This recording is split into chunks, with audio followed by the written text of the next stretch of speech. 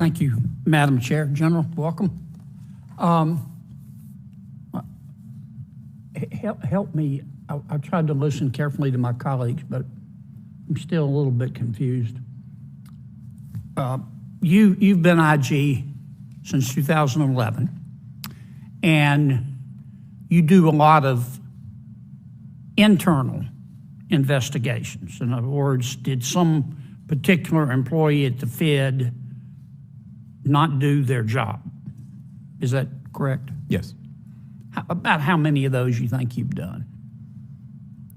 Well, in terms of investigations of potential misconduct or wrongdoing, we have typically had a running average of about 60 or 70 of those. Obviously, the pandemic... Is that total? 60 or 70 a year? No, at any point in time. Okay. Many of them are closed. New ones come in through our hotline, which we open up, but that's typically a rough gauge for how many investigations we have pending. Since you've been there in 2011, again, I'm talking internal investigations, would 500 sound right? I'd have to look into it. I don't want to give you a number. No, I'm not going to hold you to it. Is it more? You think it's more than 500? I would like to look into it and get you an exact number. Okay. In what percentage of the cases, just ballpark, do you find wrongdoing?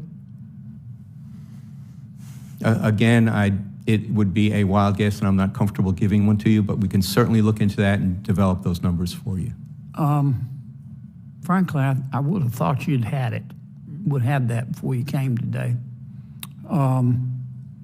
We think it's more than a half? No, I would not think so. More than a quarter? That's where I'm uncomfortable. Well, is it happen frequently that you find wrongdoing, or infrequently? It's not infrequent. It's not infrequent? Mm-hmm. Okay. All right. And when you find wrongdoing, are the people who committed the wrongdoing, according to your report, fired? Sometimes. Okay. What percentage are fired? Again, sir, I would like to get you a specific number if that's what you'd like. Yeah, I think if you could get us that number, and perhaps we could do this again.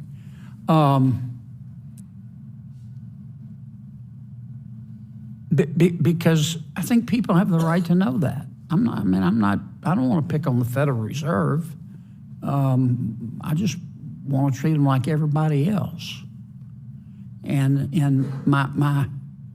my sense is, and I think your numbers can prove or disprove this, but my sense is that it is easier to divorce your spouse than get fired at the Federal Reserve. And if that's the case, we're entitled to know that. It's a lot of money over there. And that's not a criticism of anybody. And tell me again about your salary. It's the average of what?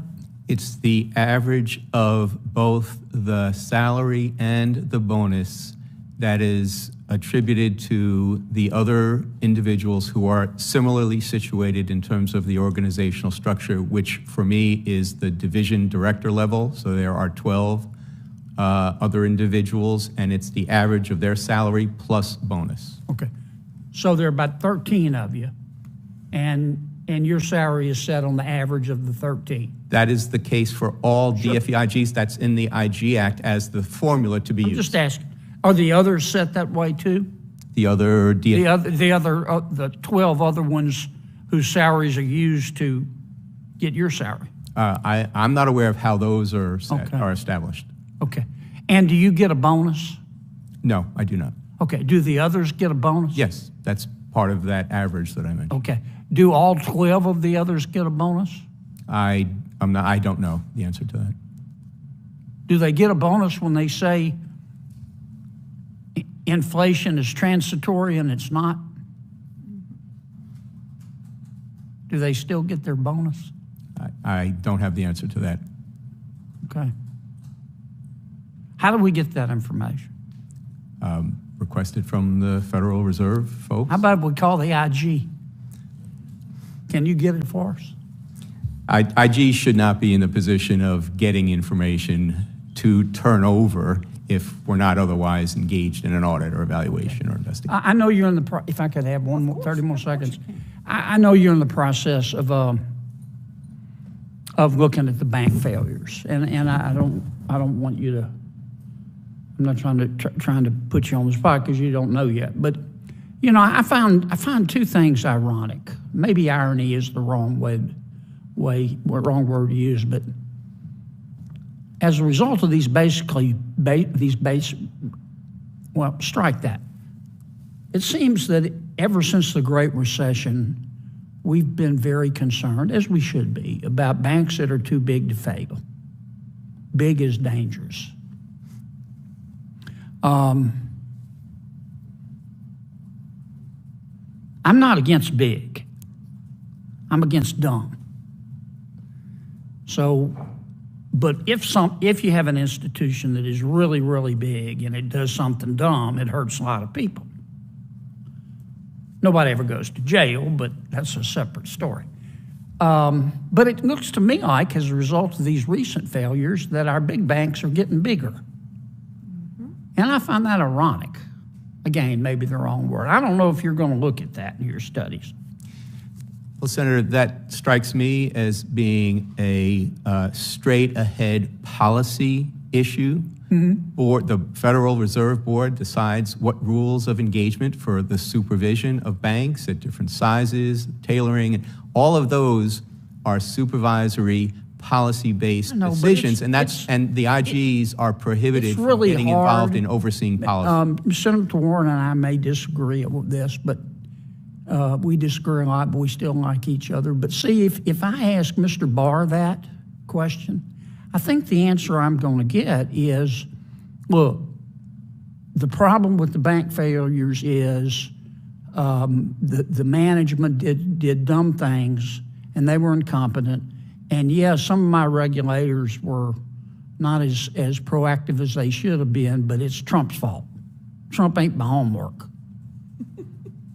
And I don't think that's a candid assessment of the situation. The other thing that I find curious, and I'm going to ask Mr. Barr about this. Traditionally, when banks get in trouble, you don't go out and shout it. You know, we're in trouble. They call their regulators, say, we got a problem here. Or the regulators spot it and they go in. And to prevent a bank run or panic, they handle it quietly. And the regulators will call around with other banks that are healthier and say, can we affect a marriage here? And that doesn't seem to be what's happening. And as a result, the healthy banks that would normally come in and help for a price, a fair price, and help the failed bank, the healthy banks, they're pretty smart. They're waiting. They're going, no, we don't want to come in too early. Let's let them go under. And then we'll come in and we'll get a great deal, and the taxpayers will have to guarantee all our potential losses. Can you look into that? Because if I ask Mr. Barr, God bless him, he's just going to say, it's the fault of the bank presidents and Trump ate my homework. So I'm looking for somebody who can help us answer those.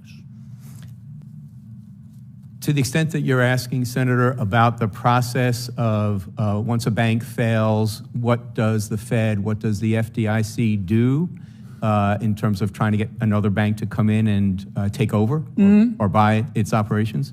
That would be kind of post-failure, so that wouldn't be part of our current review, material loss reviews, but we can consider looking into the kind of post-failure issues like that, or discussions that may have been had with the other financial regulators. I'm taking too long, but here's what I'm getting to.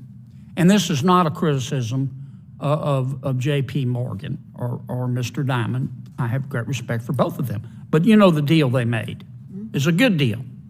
I'm not suggesting that they shouldn't have made a good deal for their shareholders.